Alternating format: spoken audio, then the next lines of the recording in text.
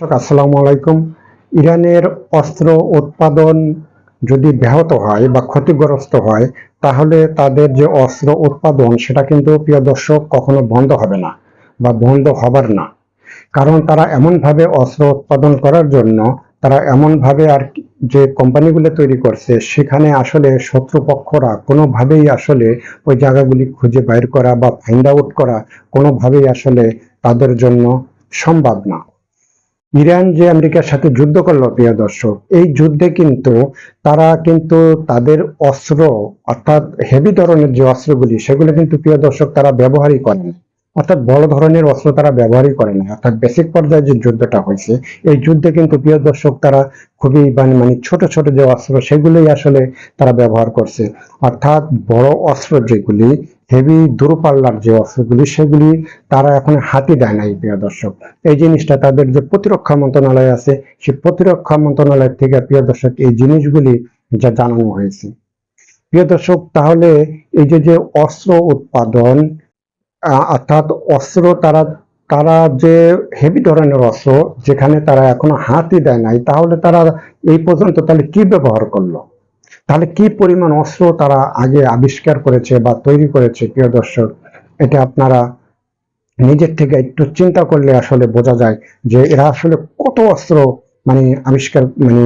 এরা আবিষ্কার করেছে বা তৈরি করেছে। প্রিয় দর্শক, এই মুহূর্তে ইরানে 1000-এরও বেশি ধরনের অস্ত্র এই মুহূর্তে ইরান তৈরি করতেছে, যা সেই অস্ত্রগুলি তারা নিজস্ব প্রযুক্তি দিয়া, অর্থাৎ ইরানের নিজস্ব যে প্রযুক্তি, সেই প্রযুক্তি দিয়া 1000-এর ধরনের অর্থাৎ 1000-এর রকমের অস্ত্র তারা তৈরি করতেছে। আর একটা কোম্পানিতে যদি 1000 রকমের অস্ত্র তৈরি হয়, তাহলে সেখানে কি কি ধরনের অস্ত্র থাকতে পারে একটা যুদ্ধ ক্ষেত্রের জন্য বা তার দেশের সামরিক বাহিনীর জন্য।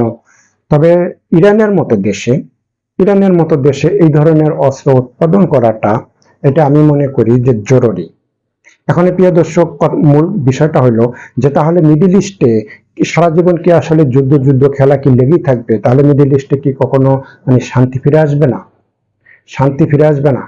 তাহলে শান্তি ফিরে আসবে কিভাবে? শান্তি ফিরে আসার একটা উপায় আছে, যে উপায়টা রাশিয়ার পররাষ্ট্রমন্ত্রী এই বিষয়টা নিয়ে তিনি একটা মানে প্রেস ব্রিফিং করেছেন। প্লিজ, মিডিল ইস্টে শান্তি ফিরে আসার একটা উপায় হলো, সেটা হলো যে প্যালেস্টাইনিদেরকে একটা স্বাধীন রাষ্ট্র হিসেবে ঘোষণা দিতে হবে। একটা স্বাধীন রাষ্ট্র তাদেরকে বানাতে হবে, তাহলে মিডল ইস্টে শান্তি ফিরে আসবে। এখন এই যে প্যালেস্টাইনিদেরকে যে স্বাধীন রাষ্ট্র ঘোষণা দিচ্ছে না বা স্বাধীন রাষ্ট্র হচ্ছে না, এখন প্যালেস্টাইনিদের ভূখণ্ড দখল করে যারা মানে রাষ্ট্র গঠন করে আছে, অর্থাৎ অন্য জায়গা থেকে উল্টে এসে যারা ওখানে জুড়ে বসছে, অর্থাৎ পরগাছা। আমরা একটা জিনিস বলি যে একটা বড় গাছে যখন মানে ভিন্ন ধরনের ছোট ছোট কিছু গাছ গজায়, তখন আমরা সেটাকে বলি পরগাছা।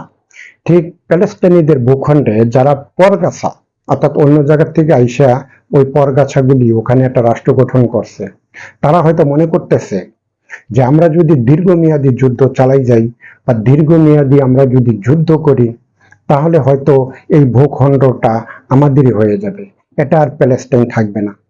আসলে এটা এক ধরনের মানে ভুল ধারণা তাদের, এটা পুরোপুরি তাদের ভুল ধারণা। এই ভুল ধারণার থেকে তাদেরকে বেরিয়ে আসতে হবে এবং যাদের ওই ভূখণ্ড তাদেরকে শেষ পর্যন্ত বুঝিয়ে দিতে হবে। না দেওয়ার কোনো সুযোগ এখানে নাই, তাদেরকে বুঝাইয়া সেখানে দিতেই হবে। এবং বিশ্ব নেতাদেরও এই বিষয়টা নিয়ে এগিয়ে আসা উচিত। বিশ্ব নেতাদের এগিয়ে আসা উচিত যে যেভাবেই হোক প্যালেস্টাইনিদেরকে ওখানে একটা স্বাধীন রাষ্ট্র স্বীকৃতি দেওয়া, এবং স্বাধীন রাষ্ট্র হিসেবে স্বীকৃতি দিয়া সেটাকে মানে একটা রাষ্ট্র মানে একটা রাষ্ট্রকে মানে স্বাধীন প্যালেস্টাইনি রাষ্ট্র স্বীকৃতি দেওয়ার মাধ্যমে যা যা কিছু করণীয়, সেই জিনিসটা আসলে বিশ্ব নেতাদেরই করতে হবে। তাহলে প্রিয় দর্শক, তাহলে কিন্তু মিডল ইস্টে আসলে শান্তি ফিরে আসবে এবং কি শান্তি ফেরানো সম্ভব। তাছাড়া মিডল ইস্টে কোনোভাবেই প্রিয় দর্শক শান্তি ফিরে আসবে না। প্রিয় দর্শক, ইরান এবং মার্কিন যুক্তরাষ্ট্র তাদের ভিতরে যেহেতু শান্তি আলোচনাটা হয় নাই বা শান্তি চুক্তিটা হয় নাই, এখানে যে কোনো মুহূর্তে হয়তো আবার বড় ধরনের একটা আক্রমণ ইরানের উপরে হইতে পারে। কিন্তু ইরান, আমার যেটা মনে হয় যে ইরান তারা খুবই উচ্চ সতর্ক অবস্থায় রয়েছে, উচ্চ সতর্ক অবস্থায়, এমনকি ভারী অস্ত্র অস্ত্র নিয়ে তারা খুবই সতর্ক অবস্থায় রয়েছে।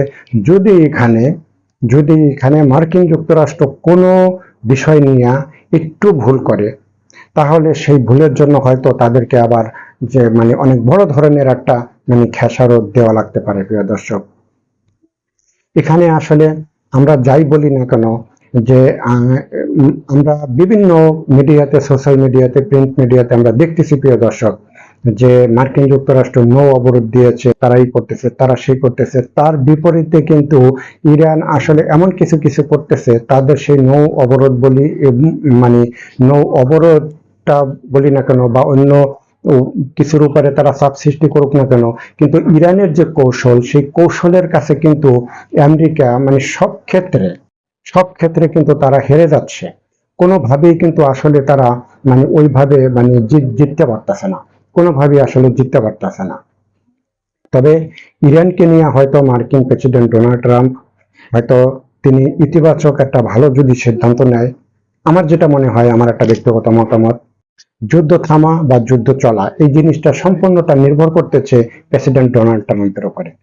প্রেসিডেন্ট ডোনাল্ড ট্রাম্প যদি এই মুহূর্তে মনে করে যে ইরানের সাথে আমি এই মুহূর্তে ভালো সম্পর্ক গড়ে তুলতে চাই, ইরানের সাথে আমি সব ধরনের বাণিজ্য গড়ে তুলতে চাই, তার জন্য কিন্তু আসলে ভারী অস্ত্র টস্ত্রের কোনো এসবের কিন্তু প্রয়োজন নেই, এসবের কোনো কিছুর প্রয়োজন নেই। তার জন্য শুধু প্রয়োজন শুধু একটা আন্তরিকতা।